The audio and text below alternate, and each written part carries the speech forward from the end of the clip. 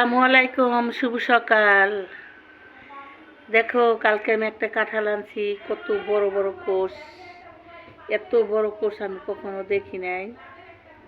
এই যে খাচ্ছি আমি, রাত্রে ফ্রিজে বাইঙ্গে রেখে দিছি। এখন আমি খাইতেছি। রুটি বানাইছি, রুটি দিয়া এই কাঁঠাল খাচ্ছি।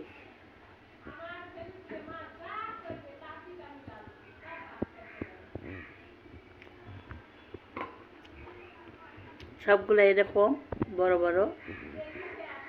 দেখো কি বড় বড় কোষ, কিন্তু মিষ্টি কম, মিষ্টি বেশি না।